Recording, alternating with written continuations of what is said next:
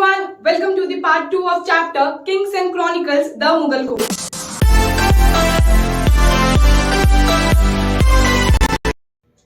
इस टॉपिक में हम लोग पढ़ेंगे from Turkish to Persian language. इसका मतलब कि इसके अंदर हम लोग देखेंगे कि पर्शियन लैंग्वेज का क्या क्या इन्फ्लुएंस रहा था, किस तरीके से इन्फ्लुएंस रहा था हमारे पूरे इंडियन सब कॉन्टिनेंट के अंदर। देखो, जब मुगल एम्परर के पहले हमारी जो लैंग्वेज वो थी, कौन सी थी? हिंदावी लैंग्वेज। लेकिन जब बाबर का टाइम आया, जब बाबर अपने रूल में आया, तो कौन सी लैंग्वेज को बहुत ज्यादा बूस्ट दिया गया था? Turkish language. हमने हमारे इंट्रोडक्शन वाले चैप्टर में पढ़ा था कि जो टर्किश लैंग्वेज है वो बाबर की मदर टंग है, ठीक है। तो जब बाबर का टाइम आया था तो आपकी टर्किश लैंग्वेज थी। लेकिन हमारा टॉपिक क्या बोल रहा है? टर्किश से पर्शियन लैंग्वेज। उसके बाद जब अकबर का रीन आया था तो क्या हुआ था? पर्शियन को ना बहुत ज्यादा बूस्ट करा गया था, बहुत ज्यादा इन्फ्लुएंस था हमारे इंडियन सब कॉन्टिनेंट के अंदर। देखते हैं कैसे। देखो, पर्शियन जो है ना, जो पर्शियन लैंग्वेज है उसको अकबर बहुत मानते थे। तो उन्होंने क्या करा था? अपना सारा रिकॉर्ड, चाहे वो क्लर्क का रिकॉर्ड हो, अकाउंटेंट का हो या एलीट क्लास। एलीट क्लास का मतलब क्या होता है बच्चों? Rich class. सब कुछ पर्शियन लैंग्वेज में करवा दिया गया था। उसके बाद देखो, राजस्थानी, मराठी, तमिल, इन सब में भी हमें थोड़ा थोड़ा पर्शियन लैंग्वेज का हमें देखने को मिला था। So there was a Persianization of Rajasthani, Marathi and Tamil. उसके बाद क्या था बेटा? हमारा उर्दू लैंग्वेज भी आई थी। उर्दू लैंग्वेज किसका मिक्सचर है? हमारा हिंदावी लैंग्वेज एंड हमारा पर्शियन लैंग्वेज। नेक्स्ट, आपका इसी टॉपिक के अंदर आपको क्या पढ़ना है? Language of administration. ये बहुत इंपॉर्टेंट है, यहां से क्वेश्चन आते रहते हैं। देखो बच्चों, जो हमारा लैंग्वेज ऑफ एडमिनिस्ट्रेशन है वो भी हमें क्या बताता है कि पर्शियन लैंग्वेज का कितना ज्यादा इन्फ्लुएंस है, कितनी ज्यादा इंपॉर्टेंस है। जैसे देखो, अकबरनामा जो है, अभी हमने पहले वाले पार्ट में पढ़ा था कि कुछ क्रॉनिकल्स के एग्जाम्पल बताए थे मैंने। जैसे Akbarnama, that means the story of Akbar. तो बेटा, जो आपकी अकबरनामा है वो आपकी पर्शियन लैंग्वेज में लिखी गई है। Very important 1 mark question.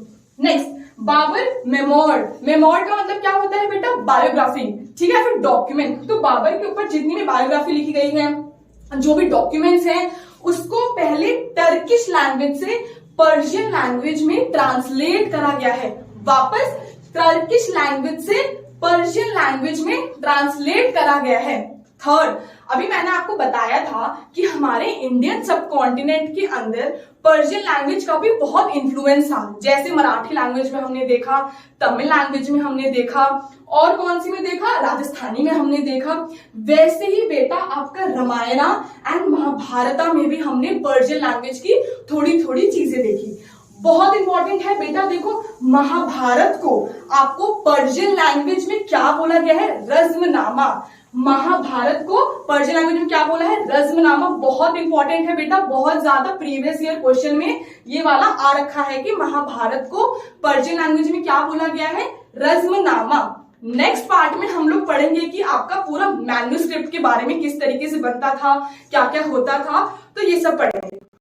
इस टॉपिक में हम लोग पढ़ने वाले हैं the making of manuscript. Manuscript का क्या मतलब होता है? कोई भी बुक या फिर डॉक्यूमेंट जो आपके हाथों से लिखी जाती है, it should be handwritten, उसको हम लोग मैन्युस्क्रिप्ट कहते हैं।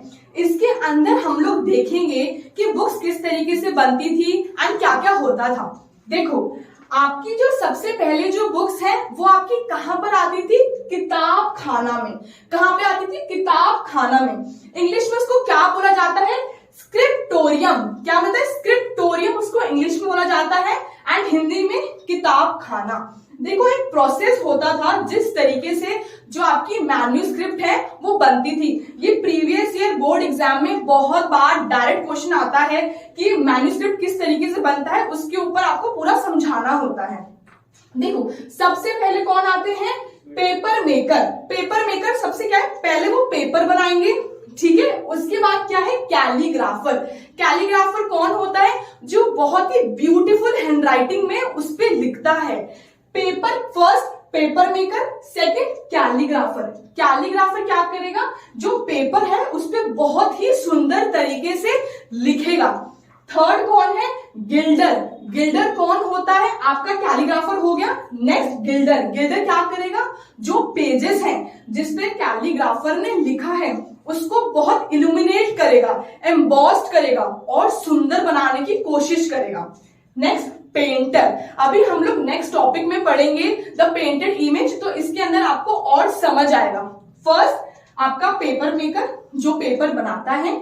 सेकंड कैलीग्राफर, जो आपके पेपर पे बहुत ही ब्यूटीफुल हैंडराइटिंग में लिखता है। थर्ड कौन है, गिल्डर। गिल्डर कौन होता है, जो पेजेस को इल्यूमिनेट करेगा, एम्बॉस्ड करेगा या फिर उसको बहुत ही सुंदर बनाएगा। थर्ड कौन, नेक्स्ट कौन है आपका, पेंटर। पेंटर के बाद कौन आता है बेटा, बुक बाइंडर। ये सारी चीजें हो गई।